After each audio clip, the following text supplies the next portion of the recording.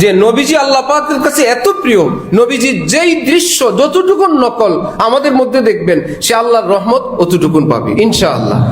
আল্লাহ পাক আমাদেরকে সুন্নতের উপর চলার তৌফিক দান করেন। ছোট্ট ছোট্ট সুন্নত আছে, যেমন সালামের ব্যাপক প্রচলন করা, ব্যাপক সালাম দেওয়া, শুধু সালাম। এক সাহাবী তো বাজারেই যাইতেন সালাম দেওয়ার জন্য, এটা আবেগ ছিল, এরকমটা যাওয়া ঠিক না, কেউ অনুসরণ করতে পারবেন না, কারণ সাহাবীদের যুগের বাজার আছে এখন। মার্কেটে সালাম দিতে গেলে কি সালাম নিয়ে আসতে পারবেন না, রাইখে আসা লাগবে। গেছিল সালাম সহ, আসছে সালাম রাইখা। এক হাজী সাহেব আপনাদের এই এলাকারই আমারে বলছিল, যতবার হজ উমরা করলাম হুজুর, দেশে আনতে পারি নাই, সর্বশেষ বিমানে রেখেছি। করছিল হজ তওয়াফ, বললো দেশে আনতে পারি নাই, ওখানে হয়তো বিদেশ সৌদি আরবে রয়ে গেছে, কষ্ট মষ্টে যদি আনছিলাম বিমানে রয়ে গেছে। বিমানের বালা আর বিমানের খালাদের কাছে হজ রেখে এসে গেছে। সাহাবী তো সাহাবীদের যুগের বাজারে গেছেন, সেটা তার আবেগ ছিল। শুধু সালামের ফজিলত শুনে বলতেন যে এত লোক পাবো কই, সাধারণত লোকজন নাই, আরবে তো এখনো লোক কম, চলো ওখানে গেলে লোক পাওয়া যাবে। আসসালামু আলাইকুম রহমতুল্লাহ, আসসালামু আলাইকুম রহমতুল্লাহ, আসসালামু আলাইকুম রহমতুল্লাহ। নবীজি বলছেন যে আগে সালাম দেয়, অহংকারের রূপ থেকে আল্লাহ পাক তাকে চিরমুক্তি দান করে দেন।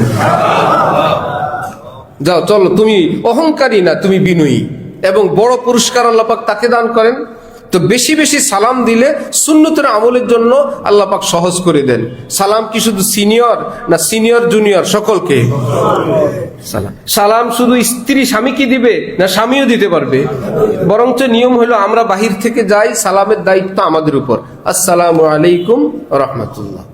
এবার আমার মা বোনরা জবাব দিবেন। হ্যাঁ, একজন যদি দিতে ভুলে যান অপরজন দিয়ে দিবেন। যিনি আসবেন তিনি সালাম দিবেন, তিনি দিলেন না তো যার কাছে আসছেন তিনি দিতে পারবেন। ডান দিক থেকে কাজ করা, ডান হাতে খাওয়া, ডান হাতে দেওয়া, ডান হাতে নেওয়া, ডান হাতে লেনদেন করা, ডান হাতে ভালো জিনিস যত আছে ডান হাতে করা, আবার মন্দ জিনিস ইস্তেঞ্জায় বাম হাত, নাক পরিষ্কার বাম হাত, জুতা বহন করব বাম হাত, ইত্যাদি ইত্যাদি কাজে, নিচু কাজে বাম হাত। আবার যখন প্রয়োজন হবে আল্লাহ পাক বলেন না এখন সমান অধিকার, মুনাজাত দিবেন কি ডান হাতে না দোনো হাতে? দোনো হাতে। কি ব্যাপার? রব্বুল আলামিন বললেন যে পাক পবিত্র তো আছে, দোনোটা উঠাও। সুবহানাল্লাহ। খাওয়ার আগে ধুইব কোন হাত? এক হাত না দোনো হাত? হাত ধুইব না শুধু আঙ্গুলের মাথা, হাত ধুব। অনেকে হাত ধুইতে গিয়ে যখন পানি ঢালা আরম্ভ করে, এই পানিটা টাচ পাওয়ার সাথে সাথে যে ঢালে তারা বলে ওকে ওকে হয়েছে, আর লাগবে না, কারণ এটা হাজিরা দেওয়ার দরকার ছিল, হাজিরা হয়ে গেছে। হাত ধোয়া কি হাজিরা দেওয়া না হাত ধোয়া? আঙ্গুলের মাথায় একটু পানি ঢাললেই যে আপনি খুশি হয়ে গেলেন, আচ্ছা আচ্ছা আচ্ছা আচ্ছা, পানি অপচয় করা ঠিক না। না, কোন মানুষ দেখবেন বয়ানে বসেও তসবিহ পড়তে থাকে, চিন্তা করে অবসর টাইম কানে বয়ান শুনুক, জবানি কি চলুক, ডাবল ইঞ্জিন লাগাই দেয়, অথচ দোনোটাই গেছে। ভাই বয়ানের সময় বয়ান শোনা সুন্নত।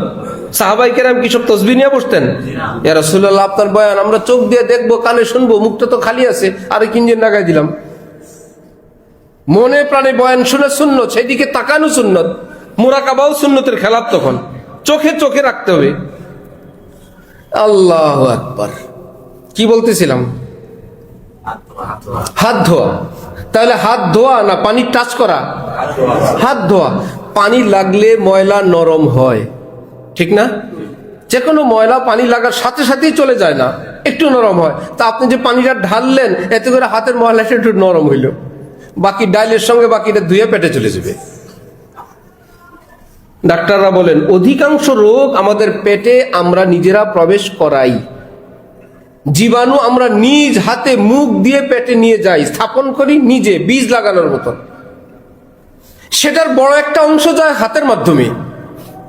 টাকা ধরলাম, জামা ধরলাম, গাড়ি ধরলাম, রিক্সা ধরলাম, লেনদেন করলাম, দরজা ধরলাম, কত মানুষের কত জীবাণু সব আমার হাতে। হাতটা একটু শুকনা থাকলে খাওয়া শুরু করে।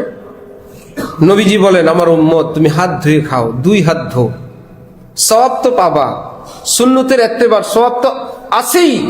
দুনিয়ার একটা পুরস্কার আমি শোনাই, যে উভয় হাত ধোবে খাওয়ারের আগে এবং পরে, নবীজি পুরস্কার ঘোষণা দিয়েছেন আমার এই উম্মতকে আল্লাহ পাক রিজিকের অভাব দিবেন না। তার মৃত্যু পর্যন্ত রিজিকের অভাব তার হবে না। আমরা তো সকলেই চাই রিজিকে আল্লাহ বরকত দান করুক। নবীজি ভাবলেন যে দুনিয়াবি পুরস্কার না দিলে এটা কাজ হবে না, খালি সওয়াব সওয়াব কবরে দিলে হবে না, দুনিয়ার কিছু দিতে হবে। করোনাওয়ালারা হাত ধোয়া শিখাইলো গত বছর, 2 বছর 4 বছর আগে। তার আগে তো বাথরুমেও পানি নেই, পরে এখন হাত ধোয়, অফিসের বাইরে হাত, নাকের মধ্যে মাস্ক ইত্যাদি ইত্যাদি, গামছা বান্ধো তারপরে ঢুকো। এর আগে জানা গেছে পৃথিবীর বহু দেশে ওয়াশরুমে পানি নেই। কি ব্যাপার? বলে টিস্যু পেপার দিয়ে চলে। অপরিচ্ছন্নতা হইলো গান্ধীকে হইলো তাদের কাছে, বিপদে পড়ে তারা সব বিশ্ববাসীকে হাত ধোয়া শিখেছে। আর নবীজি হাত ধোয়া শিখেছেন কি করোনার পরে না 1500 বছর আগে? 1500 বছর আগে। তাহলে খাবারের আগে হাত, ডান হাতের আঙ্গুলের মাথায় একটু পানি লাগানো না হাত ধৌত করা? 1 হাত না 2 হাত? হাত কচলাই ধুবেন। যদি মনে করেন সাবান দিয়ে ধোয়া দরকার, তাহলে সাবান দিয়ে ধোয়া প্রয়োজন বেশি কি পরে না আগে? সবাই আমরা ধুই কখন? পরে। বেশি করে ধোয়া দরকার আগে, পরেরটা যদি যাই হোক, কিন্তু সবাই সাবান সহ ধোয়, বেসিনে সাবান আছে সব পরের জন্য, অথচ ফ্রেশ করা দরকার আগে। তাহলে ভালো করে হাত কচলায় হাত ধোবো, ঠিক আছে ইনশাআল্লাহ। খাবার খাবো ডান হাতে, এই যে উভয় হাত ধুইলাম, এই বয়ানের জন্য করলাম। বাম হাতে সহযোগিতা নিতে পারবেন, বাম হাত দিয়ে রুটির এক মাথা ধরা যাবে, বাম হাত দিয়ে মুরগির রানের অংশ ধরা যাবে। বাম হাতকে এখন আপনি ফ্রি স্টাইলে, যেহেতু ফ্রেশ পরিচ্ছন্ন, দিতে পারবেন, সহযোগিতা নিতে পারবেন। বাম হাত থেকে সহযোগিতা নেওয়া সুন্নতের খেলাফ না, কিন্তু মূল কাজ করবে কোন হাত? ডান হাত।